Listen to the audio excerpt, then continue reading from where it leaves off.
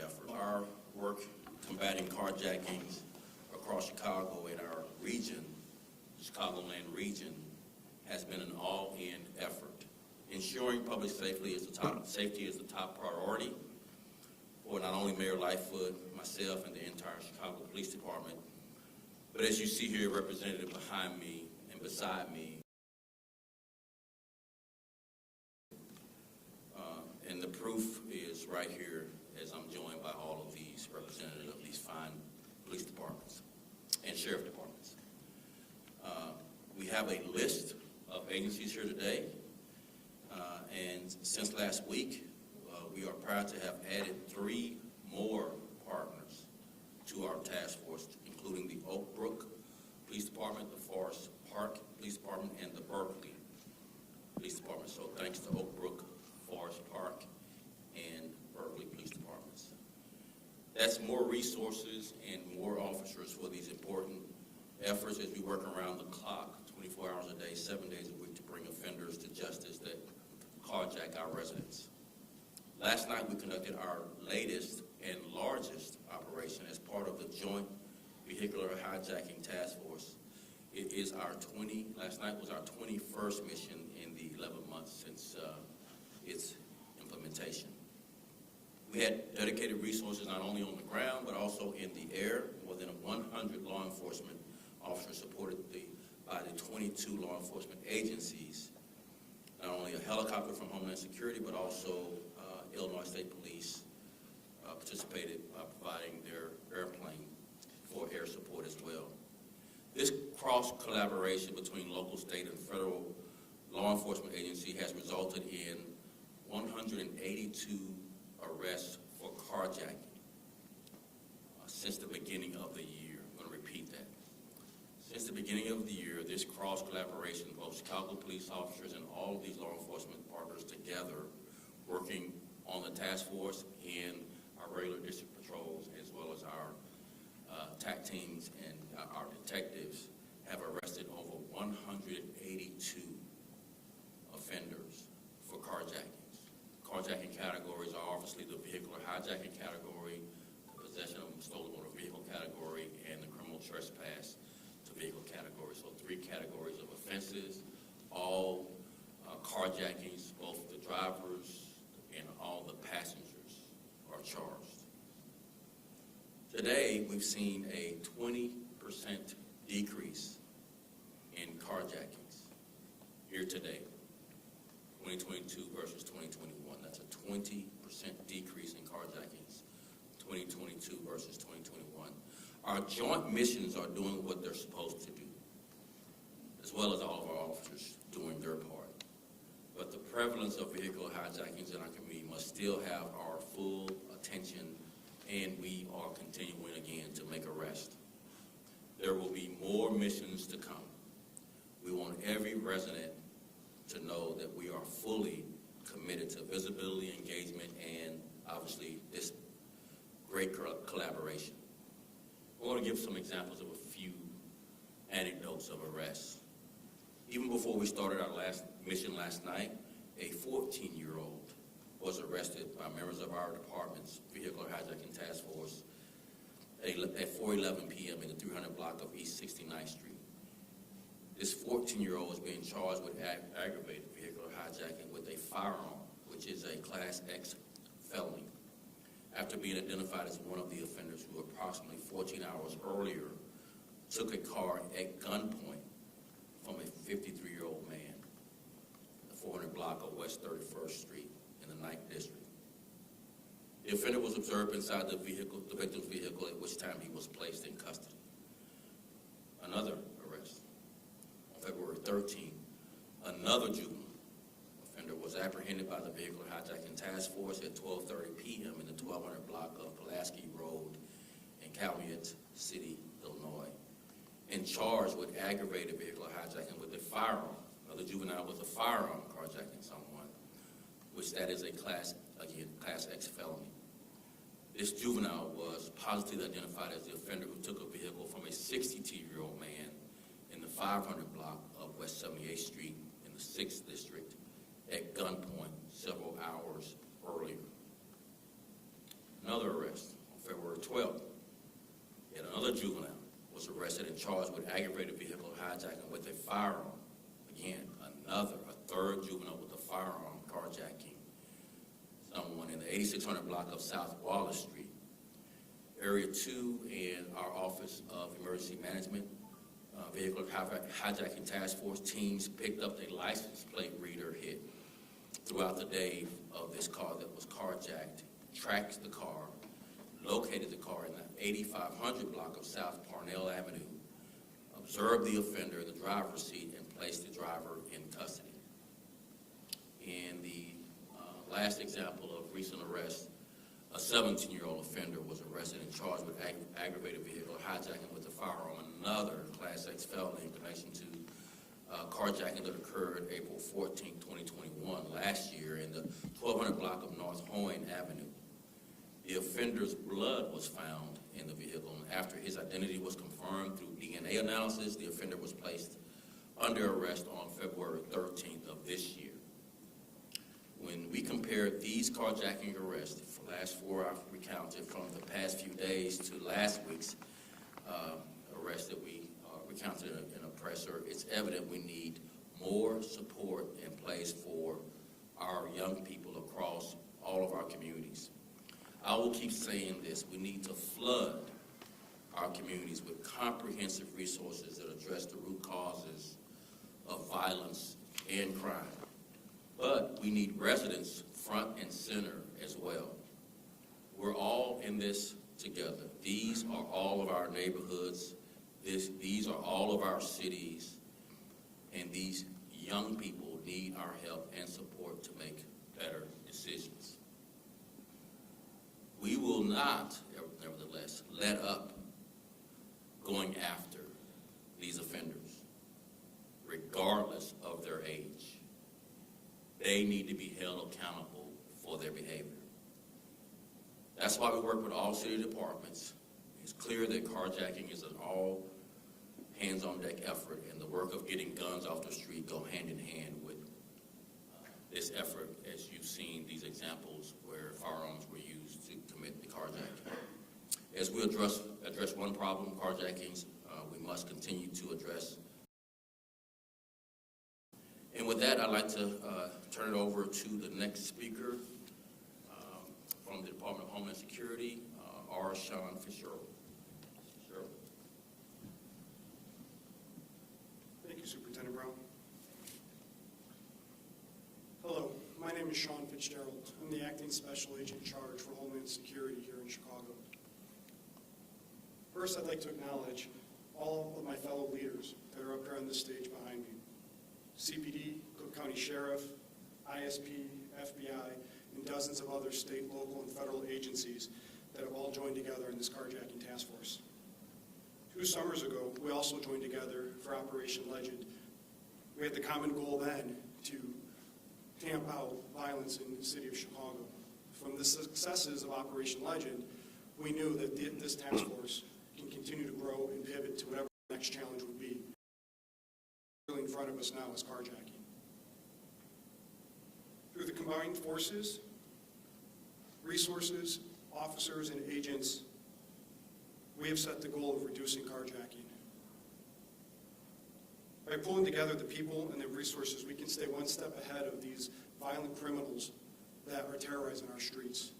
As these criminals increase their violence and the sheer numbers of carjacking, this task force increases as well, in numbers and successes.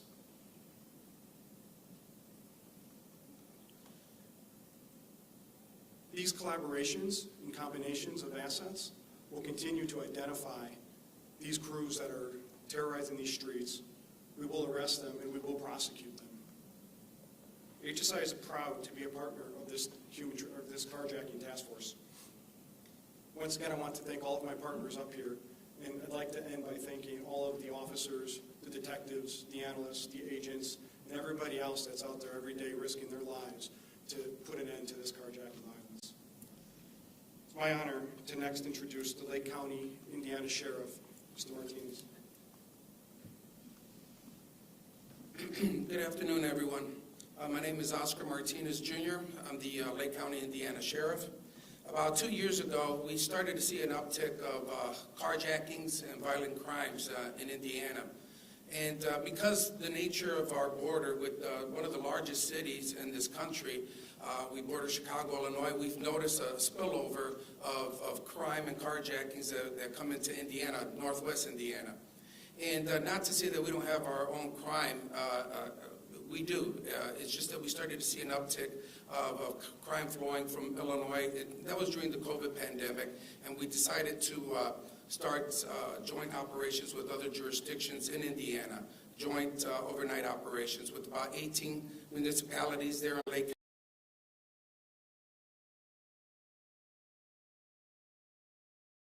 Is when we started to partner up with the City of Chicago and the Chicago Police Department and the Illinois State Police.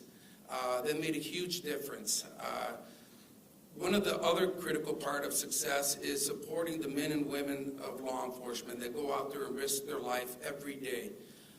They must have the support of the administration. The administration must, our administration as well, must ensure that they have the training, the equipment, and the resources to do their job. And once we joined forces with the Chicago Police Department, with our Special Operations Unit in Lake County Sheriff's Department and the Chicago Special Operations Unit of their carjacking, we started to see significant differences in arrests, bringing those that are carjacking to justice. And they're all related. When you say carjacking, guns are involved, drugs are involved. This is not something that it's a property crime. Those who commit carjacking put people's lives at risk. And they don't use the vehicle for joyriding. They use it to commit other violent crimes, drive-by shootings, other carjackings, armed robberies. So this is a very serious crime that we take very serious in Lake County and Illinois and Chicago. I want to also thank the Chicago Police Department, but especially the Illinois State Police. Our officers have the authority to chase carjackers, either in Indiana or if they cross the state line. They have the training with a pit maneuver. They have the training for rolling roadblocks. They have the equipment with stop sticks to end pursuits safely. And if you think you're going to come into Indiana and cross the state line and we won't chase you, we will. We will chase you. And the cooperation with the Chicago Police Department, and especially with the Illinois State Police that provide their assistance to help us bring those to justice. So many times in the past we'll cross that state line and our officers, we have different laws, different procedures. With the cooperation with Chicago Police Department, the Illinois State Police Department, they've been there for the Lake County Sheriff's Department when we cross that state line. They assist us in taking those responsible for violent crimes into custody, processing them, putting them in their jail. That allows us to file charges in Indiana and extradite them. It's holding those people accountable, and it takes a joint effort to do that. I want to thank the superintendent, the Illinois State Police, and all the agencies that are here working together. That's what it's all about. We're only as successful as what you see behind us, and I appreciate that, and you can always count on the Lake County Sheriff's Department to be there for you as well. Thank you.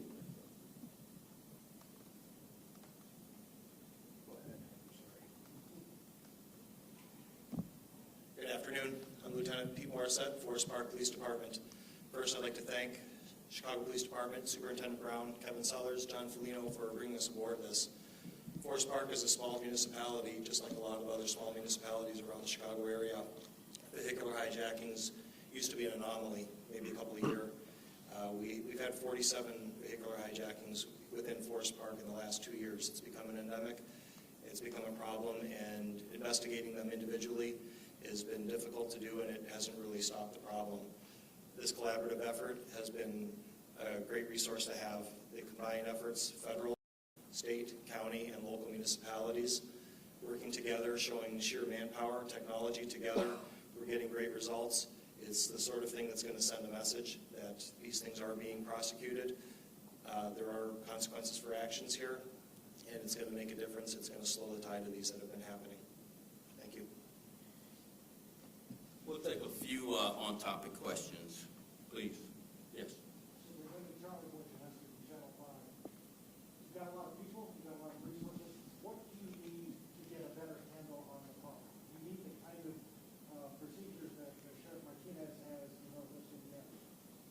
things that's really been the linchpin to much of the success for all these agencies is the air support. And that's obviously limited from pilots, airtime, and helicopters, resources being available. So we are pursuing expanding our ability to add more time in the air doing these missions. As we recounted, we likely ran about 21 or so, which accounts for about 2 a month. It's been the average.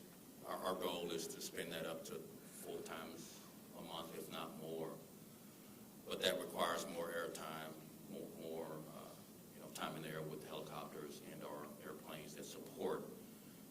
Because we do have various different types of vehicle pursuit policies across the region, but the airspace is really the deal breaker where we can really catch these offenders without having to drive in high speeds throughout the really dense Chicagoland.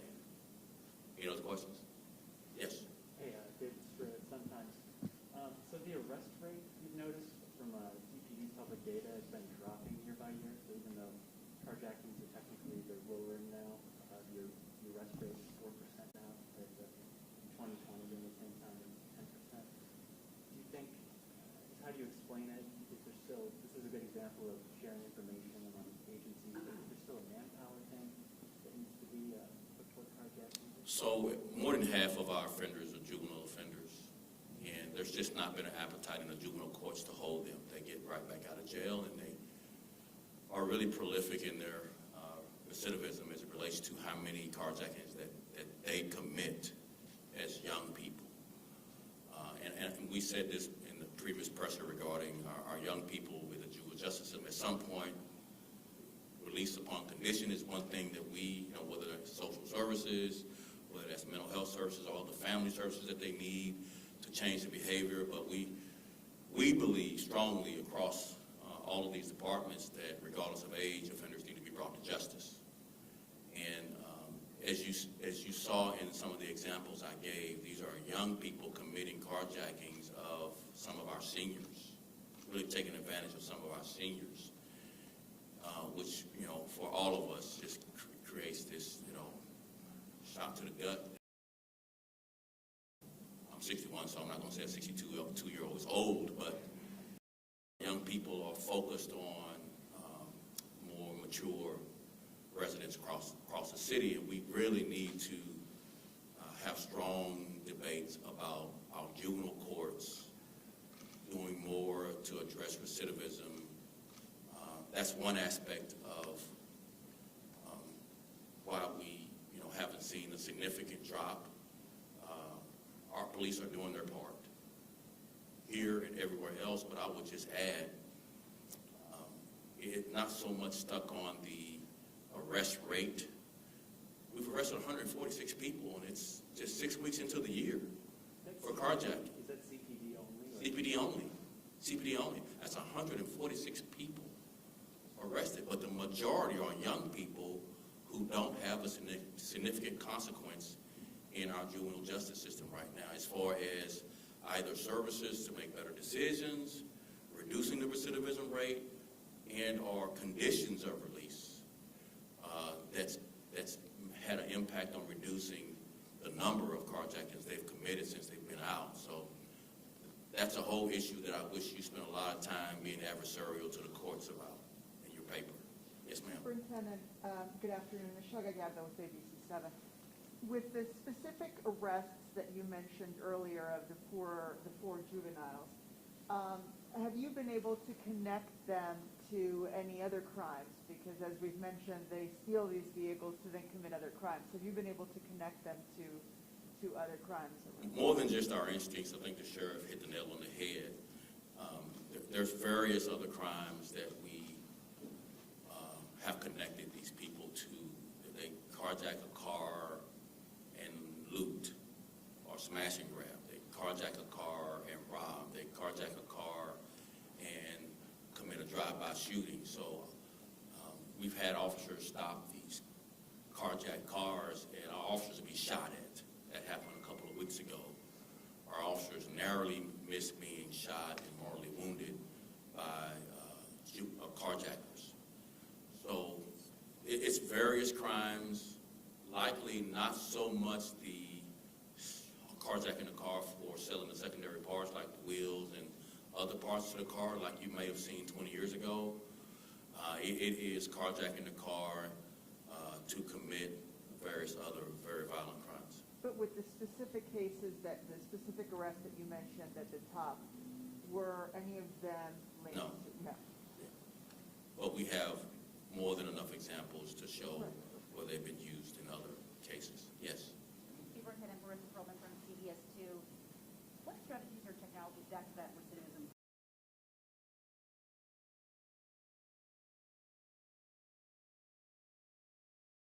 when the crimes happen, or maybe repeat crimes happen?